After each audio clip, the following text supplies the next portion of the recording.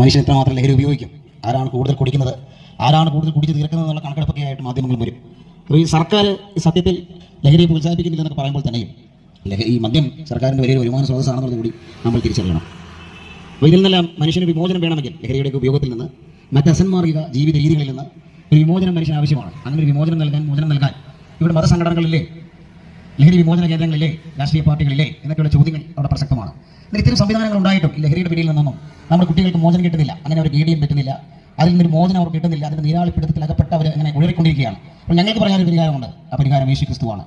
2000 പരം വർഷങ്ങൾക്ക് മുമ്പ് ലോകത്തിൻ്റെ മധ്യഭാഗത്ത് ജീവിച്ച മരിച്ച അടക്കപ്പെട്ട ഉയർത്തെഴുന്നേറ്റ യേശു ക്രിസ്തു. യേശു ക്രിസ്തുവിൻ്റെ ജനനം, ജീവിതം, മരണം, ഉയർത്തെഴുന്നേറ്റ് ഇതെല്ലാം ഐതിഹാസിക സംഭവങ്ങളാണ്, ചരിത്ര സംഭവങ്ങളാണ്.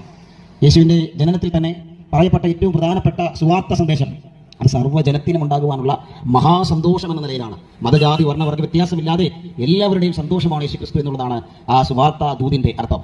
ലോകരക്ഷകനാണ്, എല്ലാവരുടെയും രക്ഷകനാണ്. വർണ്ണവർഗ ജാതി വ്യത്യാസമില്ലാതെ യേശു എല്ലാവരുടെയും രക്ഷകനാണ്. യേശു ക്രിസ്തുവിന്റെ ക്രൂശ് മരണം അത് എല്ലാവർക്കും വേണ്ടിയുള്ളതാണ്. മതജാതി വർണ്ണവർഗ വ്യത്യാസമില്ലാതെ എല്ലാവർക്കും വേണ്ടിയാണ് യേശു ക്രിസ്തു ക്രൂശിൽ മരിച്ചത്.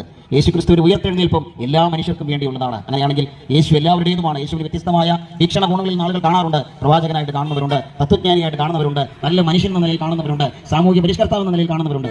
യേശു ഇതെല്ലാം ആയിരുന്നത് കൊണ്ട് അങ്ങനെ കാണുന്നതിൽ തെറ്റില്ല എന്നുള്ള സത്യം തന്നെയാണെങ്കിലും അവൻ പ്രവാചകനിലും വലിയവനാണ്, അവൻ സാമൂഹ്യ പരിഷ്കർത്താവിലും വലിയവനാണ്, അവൻ വിപ്ലവകാരിയിലും വലിയവനാണ്, അവൻ എന്റെയും നിങ്ങളുടെയും രക്ഷകനാണ്.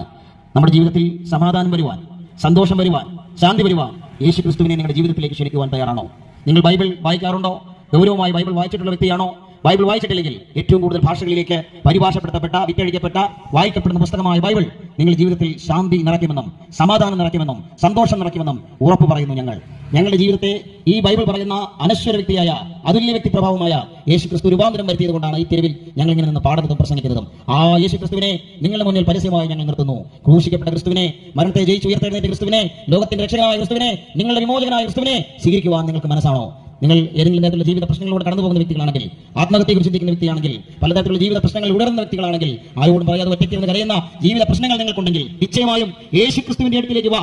അവൻ നിങ്ങൾക്ക് പരിഹാരം വരുത്തും, അവൻ നിങ്ങളെ വിമോചിപ്പിക്കും, അവൻ നിങ്ങൾക്ക് പരിവർത്തനം നൽകും, അവൻ നിങ്ങളെ മാനസാന്തരത്തിലേക്ക് നയിക്കും, അവൻ ആശ്വാസദായകനാണ് എന്ന് പറഞ്ഞുകൊണ്ട് ഞാൻ ഈ ക്രിസ്തുമസ് സന്ദേശം അവസാനിപ്പിക്കുന്നു. ദൈവം നമ്മെ അനുഗ്രഹിക്കട്ടെ.